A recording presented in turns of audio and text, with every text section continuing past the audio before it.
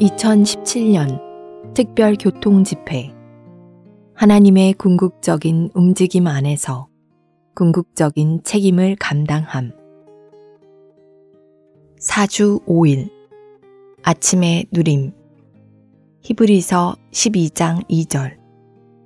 우리 믿음의 창시자이시며 완성자이신 예수님을 주목합시다. 그분은 자기 앞에 있는 기쁨을 위하여 십자가를 견디시고 수치를 보잘것없는 것으로 여기셨습니다. 그래서 그분은 하나님의 보좌 오른편에 앉으셨습니다. 계시록 5장 6절. 또 내가 보니 보좌 한가운데에 갓 죽음을 당하신 것 같은 한 어린 양께서 서 계셨습니다. 그 어린 양은 7뿔과 7눈을 가지셨는데 이것은 온 땅에 보내어지신 하나님의 7 영입니다. 주 예수님은 보좌에 앉으셔서 우주 안에서 하나님의 통치적인 활동을 수행하고 계십니다.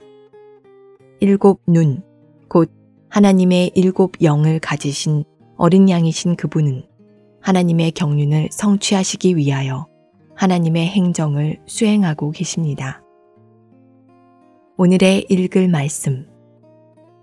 요한계시록 5장에서 요한은 7 눈을 가진 어린 양을 보았습니다.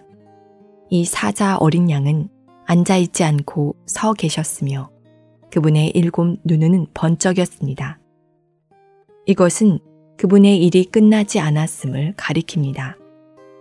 요한복음 19장에서 다 이루신 일은 구속의 일이었습니다. 그러나 그분께서 서 계신다는 것과 그분의 7 눈이 번쩍이는 것 같다는 것은 둘 다 그분께서 행동을 취하고 계심을 가리킵니다. 다시 말하면 구속에 관련해서는 그리스도께서 승천 이후에 하늘들에서 하나님 오른편에 앉으셨지만 하나님의 행정을 수행하는 것에 관련해서는 여전히 승천 안에서 서 계십니다. 구속하시는 어린 양은 이제 우주의 중심에 곧 하나님의 보좌 앞에 서 계십니다. 이것은 구속자가 이제 하나님의 행정 안에 있다는 것을 계시합니다.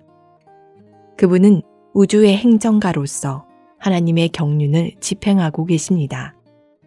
그분은 서 계시며 그분의 7 눈은 번쩍이고 관찰하고 살피고 심지어 타오릅니다. 사도행전 2장 36절은 그러므로 이스라엘 온 집은 확실히 알아두십시오. 여러분이 십자가에 못 박은 이 예수님을 하나님께서 주님과 그리스도가 되게 하셨습니다. 라고 말합니다. 하나님으로서 주님은 언제나 주님이셨습니다. 그러나 사람으로서 그분은 부활 안에서 그분의 인성을 하나님 안으로 이끄신 후에 승천 안에서 주님이 되셨습니다. 하나님은 언제나 주님이셨지만 이제는 한 사람이 주님으로서 보좌에 계십니다. 예수님께서 십자가에 못 박혀 죽으시고 장사되신 후에 하나님은 그분을 부활시키시고 그분의 오른편에 앉히셔서 이 나사렛 사람 예수님을 온 우주의 주님이 되게 하셨습니다. 하나님께서 주님이신 것에는 어떤 취임식도 필요하지 않습니다. 그러나 멸시받는 비천한 동네 출신의 작은 사람이 주님이 되기 위해서는 참으로 취임식이 필요합니다. 이제 나사렛 출신의 이 사람은 만물의 주님으로 취임하셨습니다. 예수님의 승천을 바라본 베드로는 자신이 3년 반 동안 따라다녔던 이 사람 예수님께서 만물의 주님으로 취임하신 것을 깨달았습니다. 이제 우주의 주님, 하늘과 땅의 주님은 예수라는 이름의 참 사람이십니다. 바로 이러한 이유로 우리는 예수님은 주님이시다 라고 선포하며 오 주 예수님이라고 부르는 것입니다. 땅 위에서 죽음의 고통을 겪으실 때 그리스도는 가시관을 쓰셨습니다. 그러나 하늘의 보좌로 높여짐을 누리게 되신 그분은 영광과 존귀로 관을 쓰고 계십니다. 우리 모두는 모든 것에서 돌이켜 영광과 존귀로 관을 쓰신 승천하신 그리스도를 바라보아야 합니다. 그리스도는 이제 하나님의 보좌 오른편에 앉으셨습니다. 그리스도께서 하나님의 보좌 오른편에 앉아 계신다는 것은 그분께서 하나님의 보좌 옆인 하나님의 오른편에 앉아 계신다는 뜻이 아닙니다. 우리는 요한계시록에서 하나님과 그리스도 두 분의 한 보좌, 곧 하나님과 어린 양 두 분을 위한 한 보좌가 있음을 봅니다. 그리스도는 승천 안에서 보좌에 앉으셨습니다. 그분의 승천은 하나님의 행정을 위해 그분께서 보좌에 오르시기 위한 것이었습니다. 요한계시록에 따르면 승천하신 그리스도께서 앉아 계시는 보좌는 신성한 행정의 보좌입니다. 또 내가 보니 보좌와 내 생물 한가운데에 그리고 장로들 한가운데에 갓 죽음을 당하신 것 같은 한 어린 양께서 서 계셨습니다. 그 어린 양은 7뿔과 7눈을 가지셨는데 이것은 온 땅에 보내어지신 하나님의 7 영입니다. 우리의 죄들을 위해 십자가에서 죽임당한 분이신 어린 양 구속자는 이제 보좌에 계시면서 온 우주에 걸쳐 하나님의 행정을 수행하고 계십니다. 4주 6일 아침의 누림 계시록 14장 4절 그들은 여자들로 더럽힌 적이 없는 순결한 이들입니다. 그들은 어린 양께서 어디로 가시든지 그분을 따라가는 사람들이며 하나님과 어린 양께 첫 열매로 드려지도록 사람들 가운데서 사온 이들입니다. 고린도전서 7장 25절 동정 남녀에 관하여 내가 주님께 받은 명령은 없으나 주님께 긍휼을 받은 신실한 사람으로서 나의 의견을 말합니다. 승천 안에서 그리스도는 또한 땅의 왕들의 통치자이십니다. 왕들의 통치자이신 그분은 땅에 속한 모든 통치자들보다 훨씬 위에 계십니다. 땅은 분명히 왕들과 대통령들이 지배하고 있습니다. 그러나 사실상 주 예수님께서 땅에 속한 권위들을 통하여 온 땅을 통치하십니다. 오늘날 그분은 모든 왕의 왕이시며 모든 주인의 주님이십니다. 그분은 권세를 가진 모든 이들의 통치자이십니다. 그분은 하나님의 영원한 계획을 성취하시기 위해 신성한 행정 안에서 최고 통치자이십니다. 사도행전 5장 31절은 하나님께서 그리스도를 하나님의 오른편에 높이 올리시어 영도자와 구주가 되게 하셨다고 말합니다. 하나님은 유대교의 인도자들이 거절하고 죽인 예수님을 최고의 영도자로 높이셨습니다. 그분께서 영도자이신 것은 그분의 권위에 관련된 문제입니다. 그분은 하나님께서 선택하신 사람들이 그분의 구원을 받아들이기 위한 적합한 환경을 만드시기 위해 그분의 권위로 이 땅을 주권적으로 다스리십니다. 오늘의 읽을 말씀 마가복음 6장 45절은 예수님께서 즉시 제자들을 재촉하시어 배에 태우시고 건너편 벳세다로 먼저 가게 하셨으며 그동안의 무리를 돌려보내셨다 라고 말합니다. 이 구절은 우리 모두에게 주님께서 정하신 길이 있음을 말해줍니다. 여기에서 재촉은 고린도후서 5장 14절의 강권과 같은 단어입니다. 주님은 제자들에게 배에 오르라고 강권하셨습니다. 주님은 그들을 위해 죽으셨고 이제 그들에게 길을 가라고 재촉하십니다. 그리스도인의 삶에서 가장 중요한 것은 주님께서 자신에게 정하신 길을 찾아서 중성을 다해 그 길을 가는 것입니다. 오늘날 믿는 이들 중 많은 사람들이 주님께서 자신에게 정해주신 길을 찾지 못하고 있습니다. 어떤 사람은 길을 찾았지만 그 길을 가지 않고 있습니다. 이 때문에 그들의 생활에 많은 영적 죽음과 어둠이 있고 제한이 있습니다. 또한 하나님의 일에 있어서도 많은 충돌과 다툼이 있게 됩니다. 이것은 믿는 이들에게 있어서 좋지 않은 현상입니다. 우리 각 사람에게 가장 중요한 일은 주님께서 나를 위해 정하신 길을 알려주시고 지시해 주시기를 간구하는 것입니다. 우리는 평온한 가운데 기다리면서 기도와 헌신과 순종의 자세로 자신을 하나님의 손길에 맡기고 오직 하나님의 지시만을 구하고 그분께 순종하며 다만 그분의 뜻만을 따라야 합니다. 그 다음에는 모든 대가를 지불하여 절대적으로 그 길을 가야 합니다.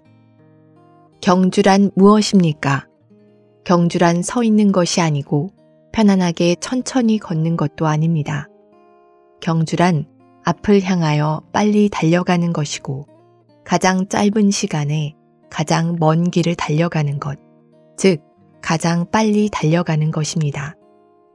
경주하는 사람이 많기 때문에 면류관을 얻으려면 앞서 달려가야 합니다. 우리가 승리하느냐의 여부는 우리의 달리는 속도가 어떠한가에 달려 있습니다. 우리가 만약 헛되이 시간을 낭비하고 이유 없이 머뭇거린다면 반드시 실패할 것입니다. 우리는 우리 앞에 놓인 경주를 하는 것입니다.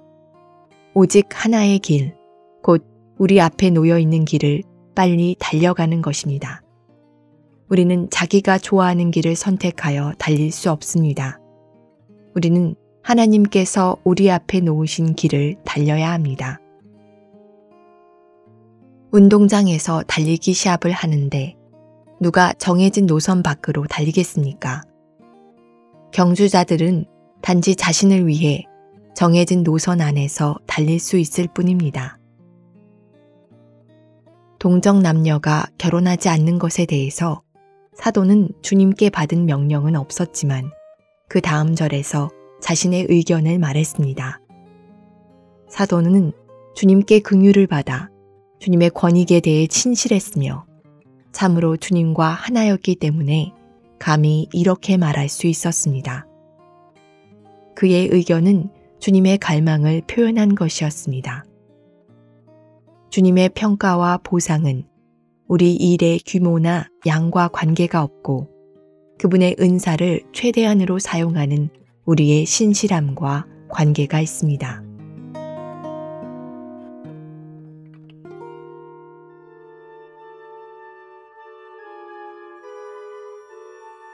사무엘상 2장. 하나님의 사람이 엘리에게 와서 그에게 이르되 여호와의 말씀에 너희 조상의 집이 애굽에서 바로의 집에 속하였을 때에 내가 그들에게 나타나지 아니하였느냐. 이스라엘 모든 지파 중에서 내가 그를 택하여 나의 제사장을 삼아 그로 내 단에 올라 분향하며 내 앞에서 에봇을 입게 하지 아니하였느냐. 이스라엘 자손에 드리는 모든 화제를 내가 내 조상의 집에 주지 아니하였느냐. 너희는 어찌하여 내가 나의 처소에서 명한 나의 제물과 예물을 밟으며 내 아들들을 나보다 더 중히 여겨 내 백성 이스라엘에 드리는 가장 좋은 것으로 스스로 살찌게 하느냐. 그러므로 이스라엘의 하나님 나 여호와가 말하노라. 내가 전에 내 집과 내 조상의 집이 내 앞에 영영히 행하리라 하였으나 이제 나 여호와가 말하노니 결단코 그렇게 아니하리라. 나를 존중히 여기는 자를 내가 존중히 여기고 나를 멸시하는 자를 내가 경멸히 여기리라. 보라, 내가 내 팔과 내 조상의 집 팔을 끊어 내 집에 노인이 하나도 없게 하는 날이 이를지라. 이스라엘에게 모든 복을 베푸는 중에 너는 내 처소의 환난을 볼 것이요 내 집에 영영토록 노인이 없을 것이며 내 단에서 내가 끊어버리지 아니할 너의 사람이 내 눈을 새잖게 하고 내 마음을 슬프게 할 것이요 내 집에 생산하는 모든 자가 젊어서 죽으리라. 내 두 아들 홈니와 비느하스가 한날에 죽으리니 그 둘에 당할 그 일이 내게 표징이 되리라.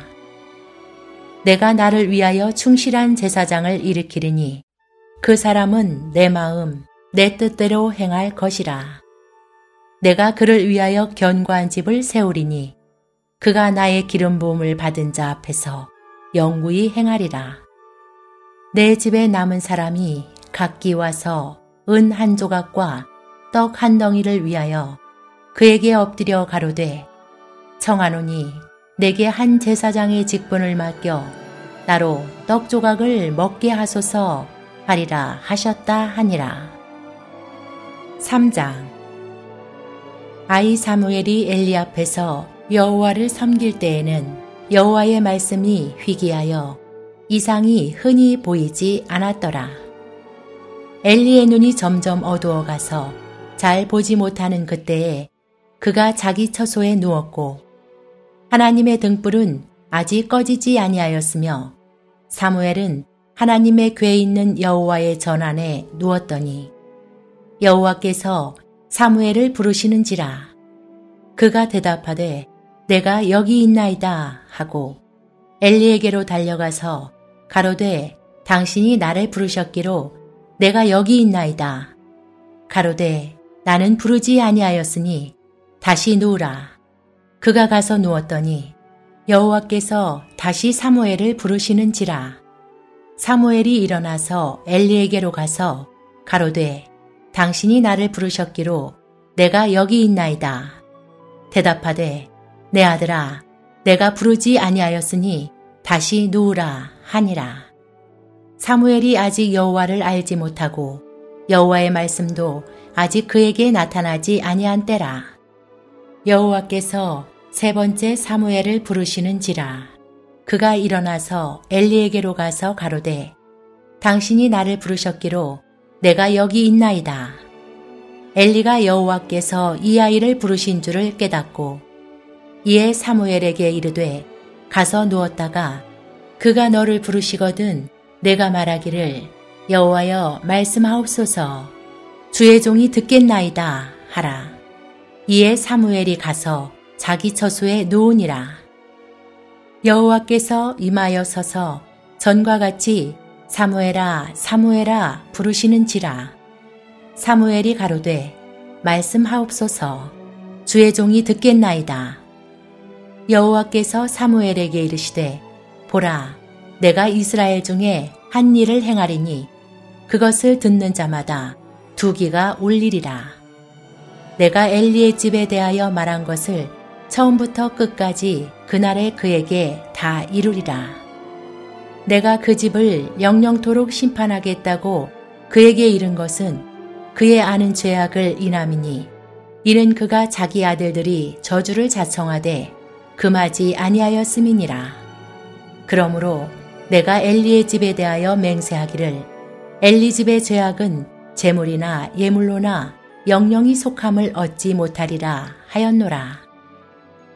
사무엘이 아침까지 누웠다가 여호와의 집문을 열었으나 그 이상을 엘리에게 알게 하기를 두려워하더니 엘리가 사무엘을 불러 가로되 내 아들 사무엘아 하니 대답하되 내가 여기 있나이다. 가로되 내게 무엇을 말씀하셨느냐. 청하노니 내게 숨기지 말라. 내게 말씀하신 모든 것을 하나라도 숨기면 하나님이 내게 벌을 내리시고 또 내리시기를 원하노라. 사무엘이 세세히 말하고 조금도 숨기지 아니하니 그가 가로되 이는 여호와시니 선하신 소견대로 하실 것이니라 하니라. 사무엘이 자라매 여호와께서 그와 함께 계셔서 그 말로 하나도 땅에 떨어지지 않게 하시니 단에서부터 브에세바까지의 온 이스라엘이 사무엘은 여호와의 선지자로 세우심을 입은 줄을 알았더라. 여호와께서 실로에서 다시 나타나시되 여호와께서 실로에서 여호와의 말씀으로 사무엘에게 자기를 나타내시니. 4장. 사무엘의 말이 온 이스라엘에 전파되니라. 이스라엘은 나가서 블레셋 사람과 싸우려고 에베네스의 곁에 진치고 블레셋 사람은 아벡에 진쳤더니 이스라엘을 대하여 항오를 벌이니라. 그 둘이 싸우다가 이스라엘이 블레셋 사람 앞에서 패하여 그들에게 전쟁에서 죽임을 당한 군사가 4,000명 가량이라. 백성이 진으로 돌아오매 이스라엘 장로들이 가로되 여호와께서 어찌하여 우리로 오늘 블레셋 사람 앞에 패하게 하셨는고? 여호와의 언약궤를 실로에서 우리에게로 가져다가 우리 중에 있게 하여 그것으로 우리를 우리 원수들의 손에서 구원하게 하자 하니. 이에 백성이 실로에 보내어 부릅 사이에 계신 만군의 여호와의 언약궤를 거기서 가져왔고 엘리의 두 아들 홈니와 비느하스는 하나님의 언약궤와 함께 거기 있었더라. 여호와의 언약궤가 진에 들어올 때에 온 이스라엘이 큰 소리로 외치매 땅이 울린지라. 블레셋 사람이 그 외치는 소리를 듣고 가로되 히브리 진에서 큰 소리로 외침은 어찌미뇨 하다가 여호와의 궤가 진에 들어온 줄을 깨달은지라. 블레셋 사람이 두려워하여 가로되 신이 진에 이르렀도다 하고 또 가로되 우리에게 화로다. 전일에는 이런 일이 없었도다. 우리에게 화로다. 누가 우리를 이 능한 신들의 손에서 건지리요. 그들은 광야에서 여러 가지 재앙으로 애굽인들을 친 신들이니라. 너희 블레셋 사람들아 강하게 되며 대장부가 되어라. 너희가 히브리 사람의 종이 되기를 그들이 너희의 종이 되었던 것 같이 말고 대장부같이 되어 싸우라 하고 블레셋 사람이 쳤더니 이스라엘이 패하여 각기 장막으로 도망하였고 사륙이 심히 커서 이스라엘 보병에 엎드러진 자가 3만이었으며 하나님의 궤는 빼앗겼고 엘리의 두 아들 홈니와 비느하스는 죽임을 당하였더라. 당일에 어떤 베냐민 사람이 진에서 달려나와 그 옷을 찢고 그 머리에 티끌을 무릅쓰고 실로에 이르니라. 그가 이를 때는 엘리가 길곁 자기 의자에 앉아 기다리며 그 마음이 여호와의 궤로 인하여 떨릴 즈음이라. 그 사람이 성에 들어오며 고하매 온 성이 부르짖는지라. 엘리가 그 부르짖는 소리를 듣고 가로되 이 헌화하는 소리는 어찌미뇨. 그 사람이 빨리 와서 엘리에게 고하니 때에 엘리의 나이 98이라. 그 눈이 어두워서 보지 못하더라. 그 사람이 엘리에게 고하되 나는 진중에서 나온 자라. 내가 오늘 진중에서 도망하여 왔나이다.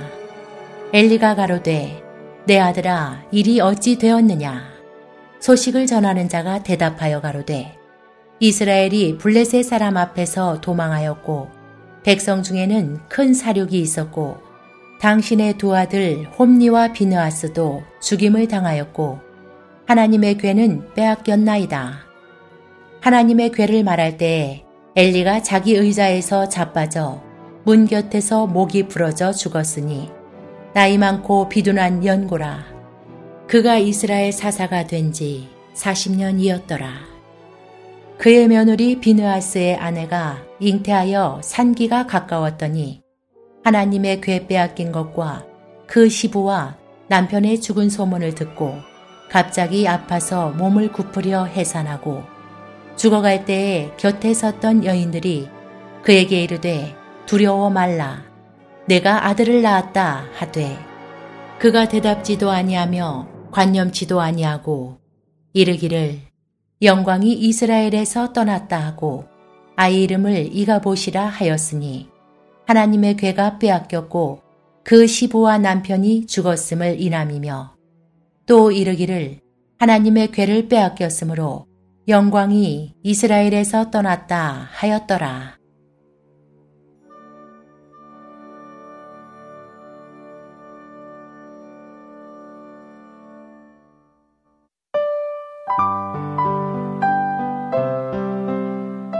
누가복음 제20장. 어느 날 예수님께서 성전에서 백성을 가르치시며 복음을 전하고 계실 때 대제사장들과 율법 학자들이 장로들과 함께 가까이 와서 그대가 무슨 권위로 이런 일을 하는지, 또 그대에게 이런 권위를 주니가 누구인지 우리에게 말하시오 라고 하니 예수님께서 그들에게 대답하셨다. 나도 한 가지를 여러분에게 물을 것이니 나에게 말하십시오. 요한의 침례가 하늘에서 온 것입니까? 사람들에게서 온 것입니까? 그러자 그들이 자기들끼리 서로 의논하며 우리가 하늘에서라 하면 그가 왜 요한을 믿지 않았느냐라고 할 것이고, 사람들에게서라 하면 모든 백성이 요한을 신언자로 확신하고 있기 때문에 우리를 돌로 쳐 죽이려 할 것이다 라고 하더니 어디서 왔는지 모르겠소 라고 대답하였다. 예수님께서 그들에게 말씀하셨다. 나도 무슨 권위로 이런 일을 하는지 여러분에게 말하지 않겠습니다. 그리고 예수님께서 백성에게 이런 비유로 말씀하시기 시작하셨다.